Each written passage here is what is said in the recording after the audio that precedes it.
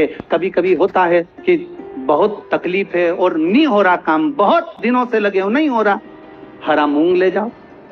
मूंग के दाने तो रहते हैं घर में, केवल 31 मूंग के दाने लेकर जाइए, 31 चावल के दाने लेकर जाइए और 31 ही बेलपत्र लेकर जाइए। जिस दिन सोमवार की अष्टमी हो, कौन से दिन?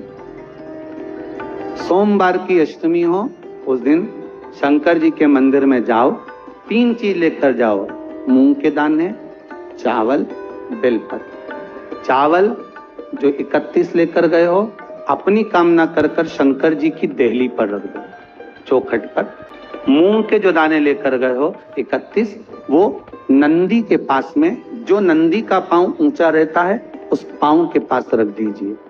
और जो 31 बेलपत्र लेकर गए हो, वो 31 बेलपत्र अशोक सुंदरी वाली जो जगह है, आपको पहले बताया है कथा में, अशोक सुंदरी जी का स्थान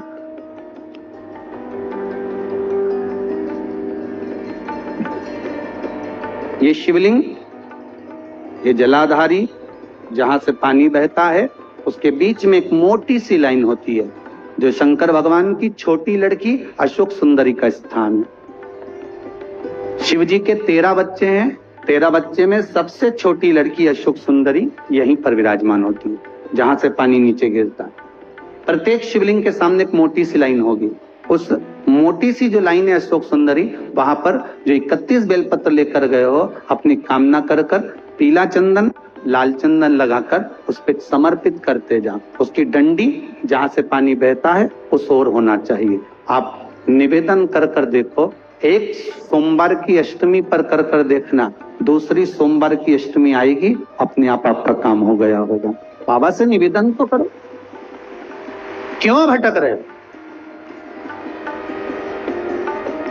आपसे भी निवेदन है, जिस दिन तुम्हारा मन दुखी हो, जिस दिन तुमको लगे कि हमारे मन को आज अशांति है, आज मेरा बड़ा सा कोई काम अटक गया है, मेरा बेटा आज परीक्षा देने के लिए गया है, आज मेरे बेटे को इस परीक्षा में पास होना चाहिए, आज मेरा पति गया है, उसकी नौकरी लगना चाहिए, मैं बड़ी दुखी हूं, सब दूर माथा टेक लिया, सारे संसार में होकर आ गए, सबसे जाकर निवेदन कर लिया, जब हार गए तब किसी शंकर के मंदिर में एकांत में बैठ जाना, 1 लोटा पानी चढ़ाकर, 5 बेलपत्र चढ़ाकर, 1 चावल का दाना शिव को समर्पित कर कर एकांत में बैठकर शंकर को निहारते हुए श्री शिवाय नमस्तुभ्यम का जाप करना, अपने दिल की बात उससे कह देना। जब वो एकांत में बैठा हो, कोई नहीं हो मंदिर में, तब तुम बैठना, उससे कहना, आज मेरा पति नौकरी के लिए गया है, मैं जानती हूं कि मैं हो सकता है पाप कर्म करा,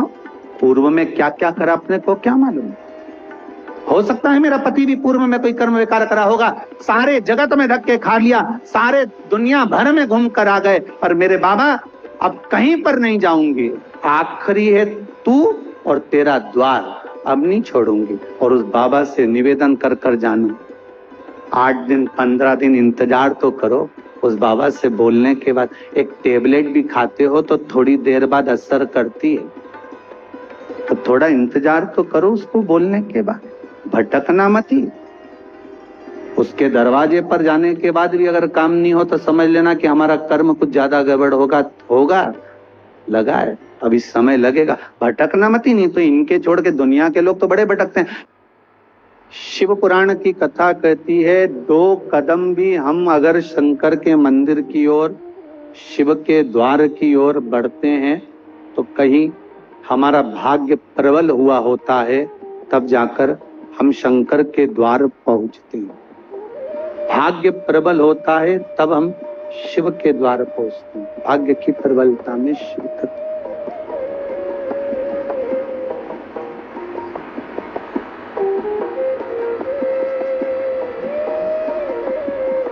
लोग कहते हैं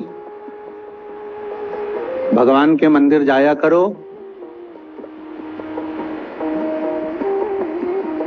भाग्य बदल जाएगी।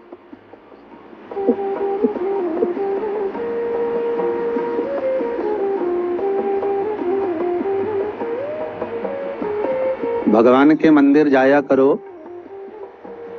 भाग्य बदल जाएगा। शिव महापुराण की कथा कहती है, जिस दिन मंदिर जाने का मन में विचार आ गया ना, उसी दिन से भाग्य बदल जाए। मंदिर जाओगे तब बदलेगा। और शिव पुराण तो यह कहती है, जिस दिन मन में भाव आ गया कि मुझे शंकर की कथा में जाना है, मुझे मंदिर जाना है, मुझे देवालय जाना है, मुझे तीर्थ जाना है, मुझे शंकर के द्वार जाना है, उसी दिन भाग्य बदल जाए। बस मन में भाव आना चाहिए तो भाग्य बदल। गुरुजी, ये कथा तो हमको याद रहती नहीं है, सुनने का फायदा क्या है? हम कहते हैं 6 महीने पहले जो खाया, 6 महीने पहले जो खाया,